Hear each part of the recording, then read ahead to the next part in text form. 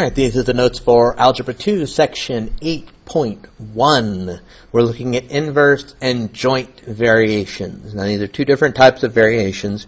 We're going to be adding that to our direct variations to give us three different types of variations: direct variation, inverse variation, and joint variation. Let's start with inverse variation. Now, a lot about direct variation that we saw in Section 2.5 is going to carry over to inverse variation. They're very closely related. Inverse variation is represented by the equation y equals a divided by x. Now, you should remember that the direct variation was y equals a times x. So the only difference between inverse variation and direct variation is that now instead of multiplying a times x, we're dividing a by x. That's the only difference between the two, and so most of what we're going to do is pretty similar. We still have the constant of variation. That's the a. A is the constant of variation. It can't be 0, right? Our equation y equals a over x.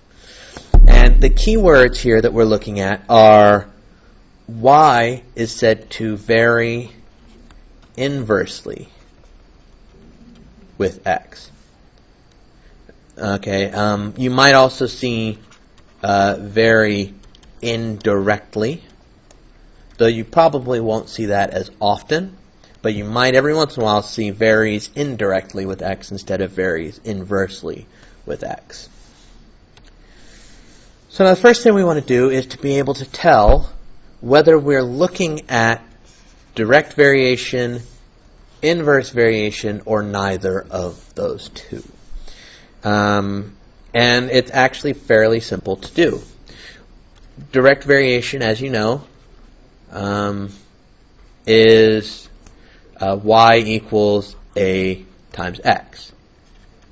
Inverse variation, which we've just seen, is y equals a divided by x. So if we wanted to check if it was direct variation or inverse variation, it's very simple. We need to solve for y.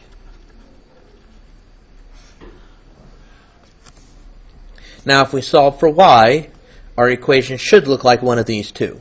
If it looks like y equals a times x, it's direct variation. If it looks like y equals a divided by x, it's inverse variation. If it doesn't look exactly like either one of those, it is neither one of those. Duh. All right, so let's see how this works. Looking at a here, I've got y divided by 9 equals x. Now I need to solve for y. So to do that, I will multiply by 9. Now I'll multiply both sides by 9. Of course, when I do that, 9 and 9 cancel out, leaving us with y. And that equals x times 9, which is 9x. Now this clearly looks like direct variation.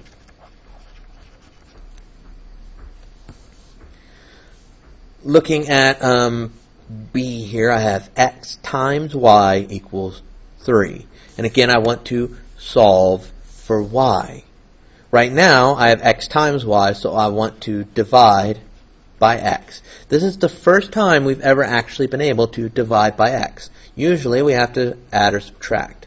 But now, we can divide by x.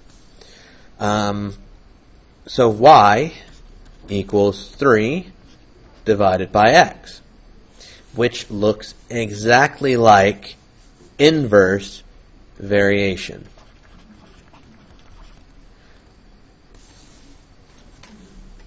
Alright, so we can tell the difference between the two. It's not much of a difference. Now we need to be able to write an equation for inverse variation. And no surprise, it's very similar to writing an equation for direct variation. We still have x, we still have y, and we need to find a. So here's how we're going to do this. We have x and y varying inversely. Y is 3 and x is 6. we need to know what A is. So let's start by writing, every time I write 9, it always looks like 9, doesn't it? Let's start by writing our inverse variation equation. So this is the inverse variation equation. I'm going to start with that. Always a good starting place. Now, I've got my inverse variation equation. The next thing I want to do is substitute x and y. So, y is 3, x is 6. So that's what I'm going to do. I'm going to substitute in 3 and 6. All right. Last step, not surprisingly, is to solve for A.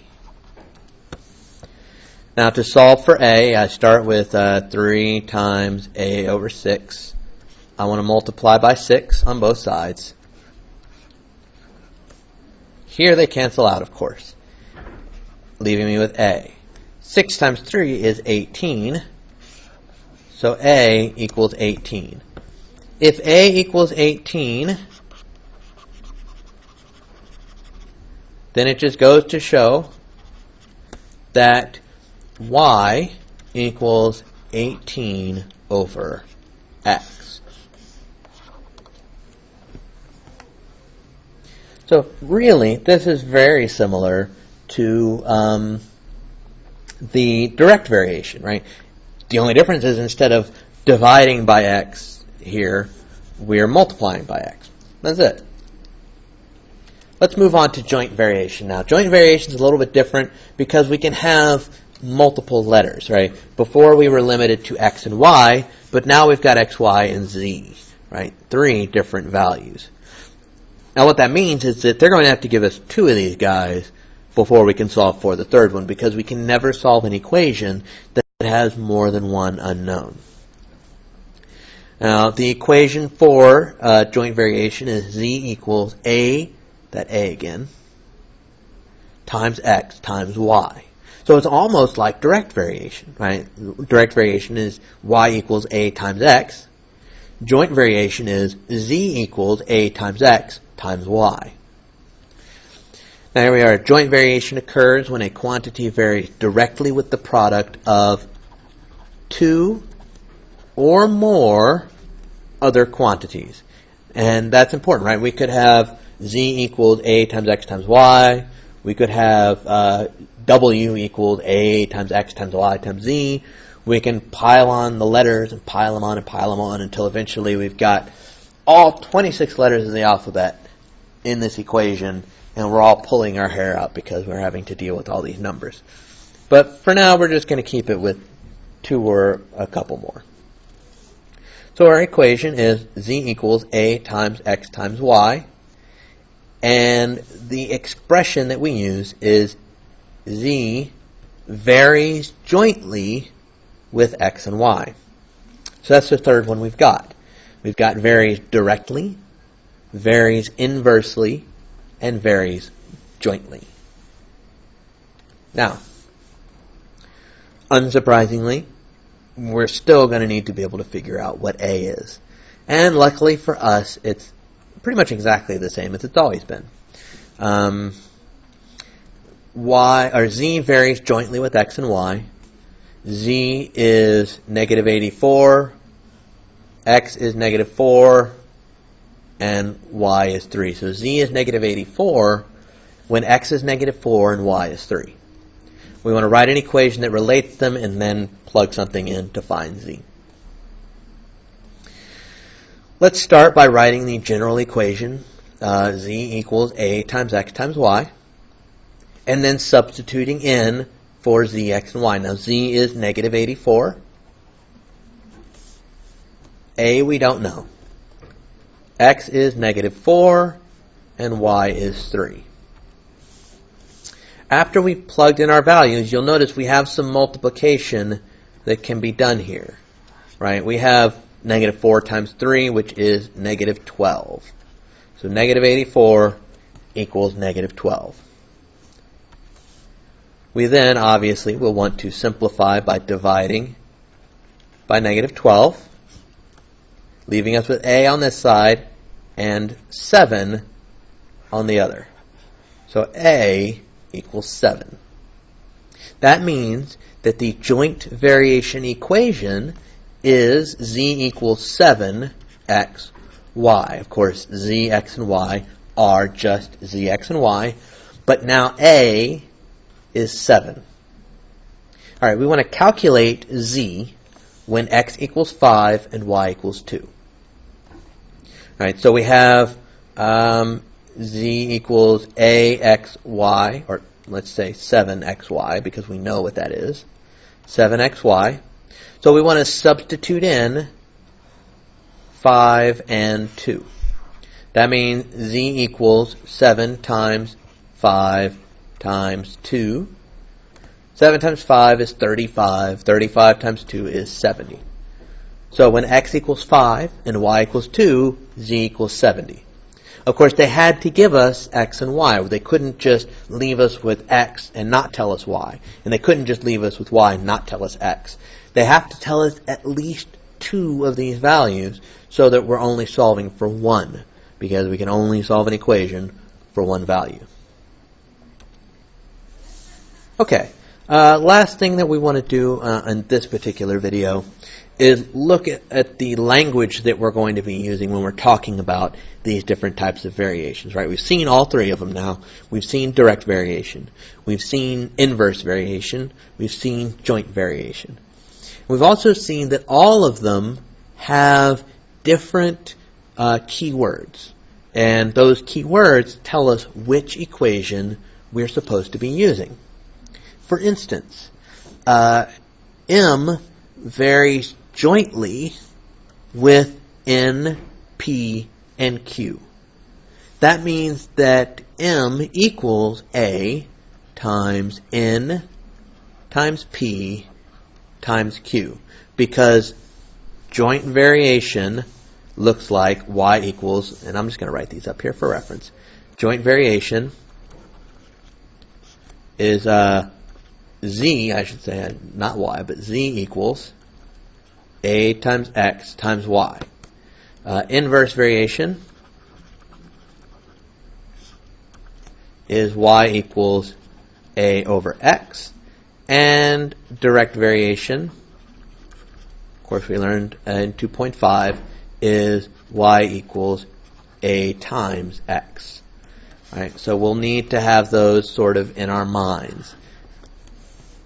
Now, for B, R varies inversely with S. That's inverse variation.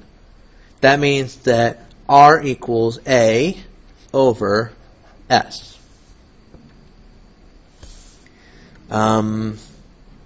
Here we are. X varies inversely with the cube of y. Now that's a little different. X varies inversely with the cube of y. What does that mean? Well, the cube of y would be y cubed. And x is going to vary inversely with that. So x equals a over y cubed. Right? So we can throw other stuff in there, and that's okay. We're allowed to do that. Right? The key word is still varies inversely. So it doesn't really matter if it's the cube of y or just y. Let's look at the next one here. Getting interesting now. K varies jointly with x and y and inversely with m. Well, now that's interesting. We're varying both jointly and inversely. That means that we're going to have 2 of these things joined together. How would we write that? Well, we're going to start with K equals, obviously, because K varies in jointly and inversely. Now, K varies jointly with x and y, so K equals a times x times y. And it varies inversely with m. So we're going to have a times x times y on the top of the fraction. we're going to have m on the bottom. Notice we only have one a because that constant of variation is going to just be there. So that's interesting. We had jointly and inversely together. The jointly made it so they were all kind of stacked up here. And the inversely put that guy on the bottom of the fraction. Alright, one last one. T varies directly with u and inversely with w. So again, we have another interesting one where we have two different variations going on. T varying directly with u, direct variation, would be t equals a times u. So t equals a times u, but it varies inversely with w, which would be t equals a over w. So w on the bottom. So we have t equals a times u over w. And again, we can see that we've got directly here, and we've got inversely there. So we're able to pile these things on, right? That's completely allowed. Makes for some very interesting formulas that we can deal with.